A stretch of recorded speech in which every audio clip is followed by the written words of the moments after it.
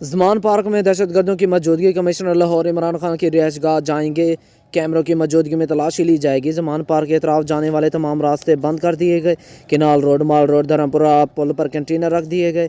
زمان park سے گرفتار دہشت گردوں کی تعداد 14 ہو گئی۔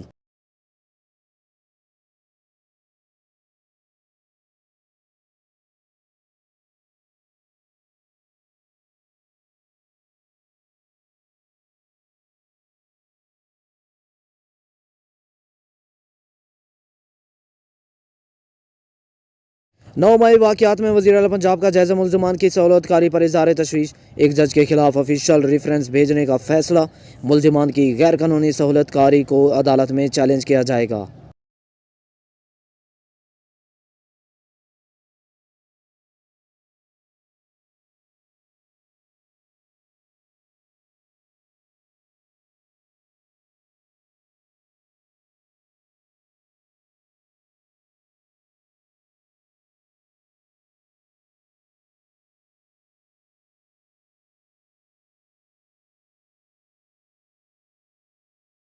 وزیر اعظم کی زیر صدارت وفاقی کابینہ کا اجلاس، ملکی سیاسی اور معاشی صورتحال کا جائزہ، قومی سلامتی کمیٹی کے فیصلوں کی توثیق کی جائے گی۔ وزیر اعظم ریڈیو پاکستان کی نظریاتی شمارت کا دورہ کریں گے۔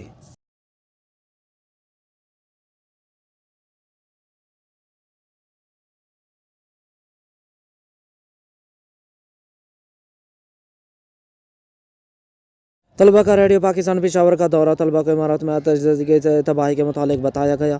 طلبہ کا ایف سی پبلک اسکول تیمرگرہ کا بھی دورہ۔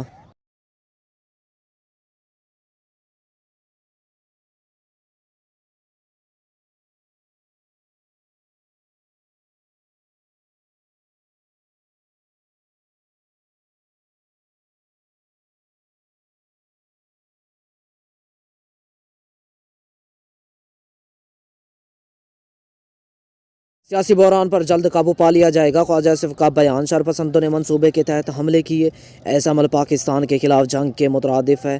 ملزمان کے ٹرائل ملٹری کورٹس کے تحت ہوں گے، ملزمان کے پاس ہائی کورٹ، سپریم کورٹ میں اپیل کا حق ہوگا۔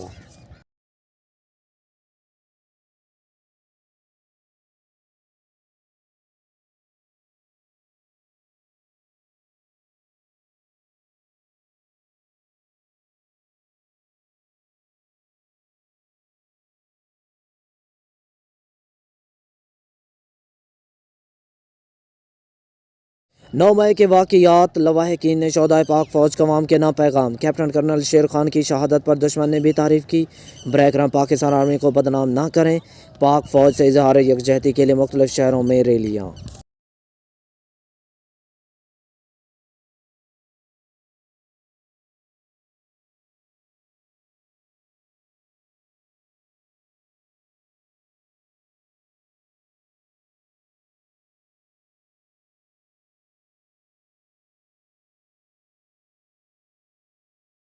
تھرپارکر کے شرمٹھی میں ریلی، شرکاء کے پاک فوج کے حق میں نعرے۔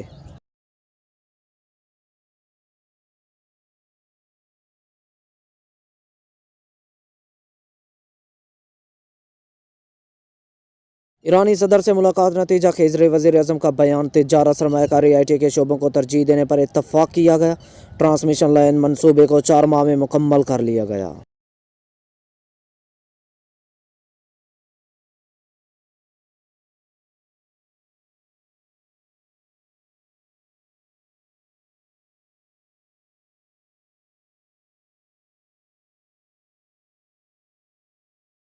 ضلع شاہ قتل اور جلاؤ گراؤ کے مقدمات میں عمران خان کی عبوری ضمانت میں 2 جون تک توسیع، عدالت کا عمران خان کو شامل تفتیش ہونے کا حکم، جناح ہاؤس حملہ جلاؤ گراؤ کے 3 مقدمات میں بھی ضمانت منظور۔